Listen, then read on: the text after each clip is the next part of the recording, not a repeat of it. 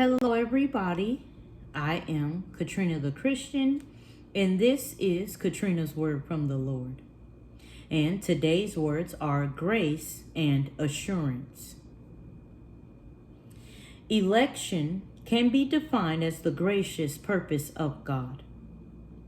It is the incredible love and wisdom that He exercises by drawing sinners to Himself. This is not inconsistent with the fact that He has given us the responsibility of free choice, but it is rather a display of His immeasurable grace. None of us deserves or can claim the right to be saved. God alone, in His goodness, has extended salvation to us. God draws us and we come.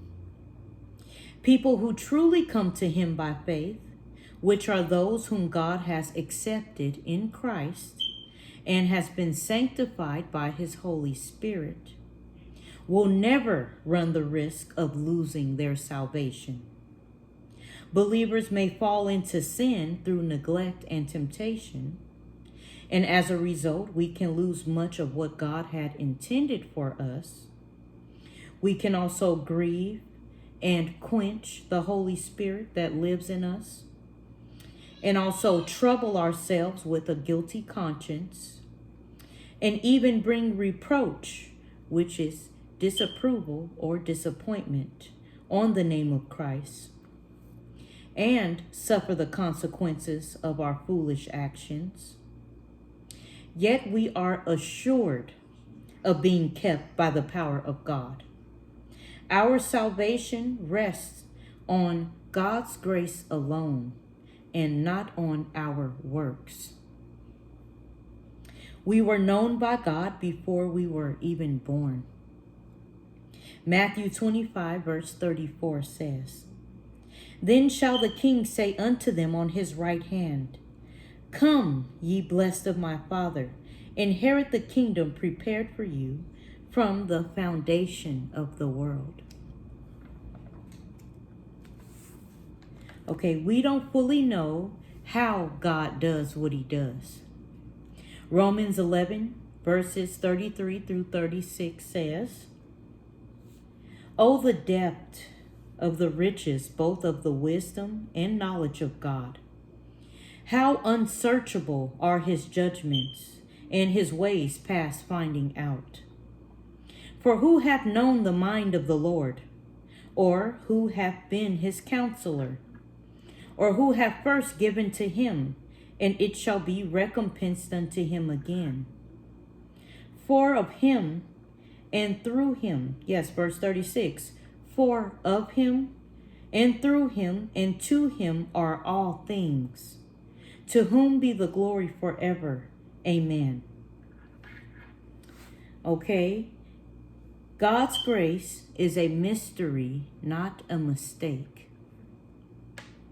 Ephesians 3, verses 8 through 21 says, unto me, whom am less than the least of all saints, is this grace given, that I should preach among the Gentiles the unsearchable riches of Christ, and to make all men see what is the fellowship of the mystery, which from the beginning of the world hath been hid in God, who created all things by Jesus Christ, to the intent that now unto the principalities and powers in heavenly places might be known by the church the manifold wisdom of God, according to the eternal purpose which He purposed in Christ Jesus our Lord, in whom we have boldness and access with confidence by the faith of Him. Okay, it is God's desire to share Christ's glory with us. 2 Thessalonians 2, verses 13 through 14 says, "But we are bound to give thanks always to God for you, brethren, beloved of the Lord, because God hath from the beginning chosen you to salvation through sanctification of the Spirit and belief of the truth, whereunto he called you by our gospel to the obtaining of the glory of our Lord Jesus Christ. Okay, Jesus Christ's mission is to seek and save the lost. Luke 19, verses 9 through 10 says, and this is when Jesus comes to Zacchaeus' house. It says, and Jesus said unto him, this day is salvation come to this house, for so much as he also is a son of Abraham. For the Son of Man is come to seek and save that which is lost. Okay. The redeemed are protected in the palm of his hand. John 10, verses 27 through 30 says, my sheep hear my voice, and I know them, and they follow me. And I give unto them eternal life, and they shall never perish, neither shall any man pluck them out of my hand. My Father, which gave them me, is greater than all, and no man is able to pluck them out of my Father's hand. I and my Father are one.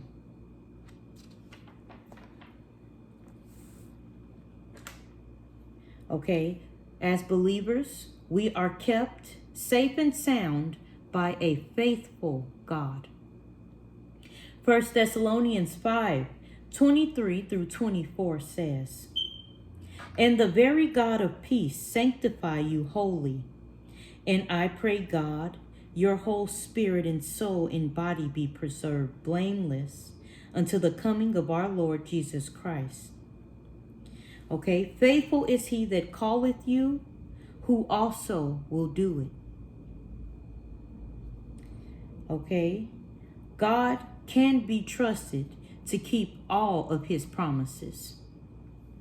2 Timothy 1, verse 11 and 12 says, whereunto I am appointed a preacher and an apostle and a teacher of the Gentiles. For the which cause I also suffer these things. Nevertheless, I am not ashamed, for I know whom I have believed, and am persuaded that he is able to keep that which I have committed unto him against that day. Okay, we can know beyond a doubt that we are saved. 1 John 5, verses 12 through 13 says, he that hath the Son hath life, and he that hath not the Son of God hath not life. These things have I written unto you that believe on the name of the Son of God, that ye may know that ye have eternal life, and that ye may believe on the name of the Son of God. Our name is forever written in his book of life. Revelation 3, verse 5 says, he that overcometh, the same shall be clothed in white raiment, and I will not blot out his name out of the book of life, but I will confess his name before my Father and before his angels. Our response to his grace is grateful obedience.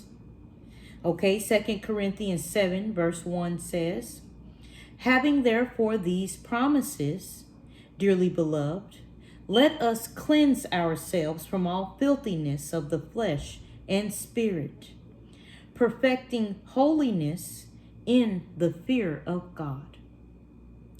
Okay, yes, that is what I have for you today. The words today are grace and assurance.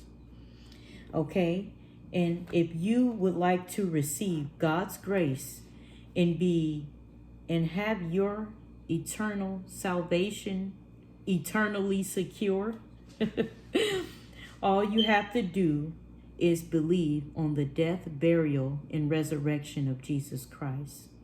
Okay, we must confess that we are sinners and repent, okay, from the heart. We must turn from our sin and turn to God. Okay, when a person comes to know Jesus as their Savior, they are brought into a relationship with God that guarantees that their salvation is eternally secure. Salvation is more than saying a prayer or making a decision for Christ. Salvation is a sovereign act of God whereby an unregenerate sinner is washed, renewed, and born again by the Holy Spirit. Okay, John 3 verse 3 says, Jesus answered and said to him, most assuredly I say to you, unless one is born again, he cannot see the kingdom of God. Okay, it is not by works of righteousness which we have done, but according to his mercy he saved us through the washing of regeneration and renewing of the Holy Spirit.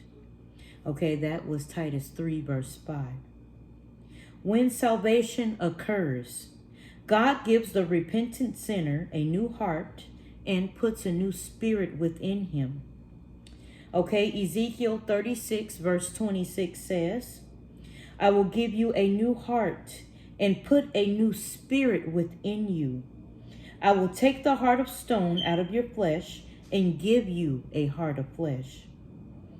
The Holy Spirit causes the saved person to walk in obedience to God's word, as we read in Ezekiel 36, verse 27. I will put my spirit within you and cause you to walk in my statutes, and you will keep my judgments and do them. James 2, verse 26 says, for as the body without the spirit is dead, so faith without works is dead also. Okay, God is the one who draws us, opens our eyes, and changes our heart's desire.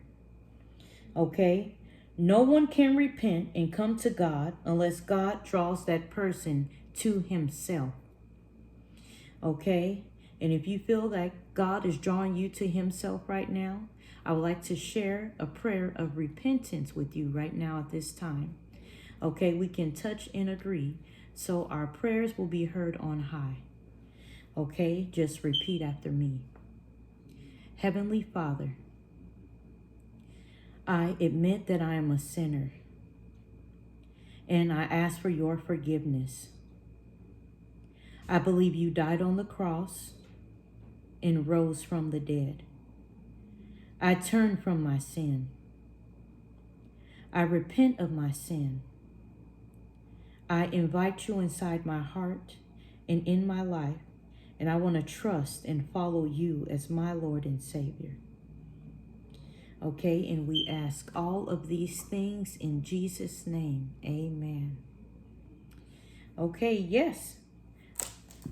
I want to thank everyone for joining me as we stay close to God through his word. Okay. Oh, before we go, I would like to share from my devotional, and this one is called Praying is Not Child's Play. Okay, Hebrews 5 verse 7 says, during the days of Jesus' life on earth, he offered up prayers and petitions with loud cries and tears to the one who could save him from death, and he was heard because of his reverent submission. Okay, praying is no light and trivial exercise. It engages all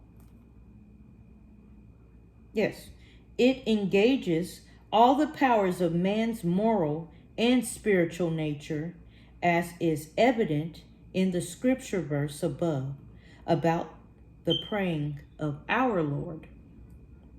It takes only a moment's thought to see how such praying drew mightily upon all the powers of God and called into the effect every part of his nature. This is the kind of praying that brings the soul close to God and that brings God down to earth. While children should be taught to pray early on, praying is no child's task. Prayer draws upon the whole nature of man, body, soul, and spirit. Okay? But yes, we want children to pray early as possible. Okay? It ends with a small prayer. Dear Lord, thank you for your example of what it really means to pray. Okay? And we thank you in Jesus' name. Amen. Okay. Yes. So this is basically explaining that prayer comes from reverent submission to God. Okay? Not passively asking for things that we want like a genie, but really in reverent submission to God's will. Okay? Thy will be done on earth as it is in heaven. Okay? Yes. When you are submitted to God's will, that's what truly unlocks your prayer life. Okay, yes. That's what I have for you today. The words are grace and assurance. Okay, I want to thank everyone for joining me as we stay close to God through His Word. And I'll see everyone again for another video.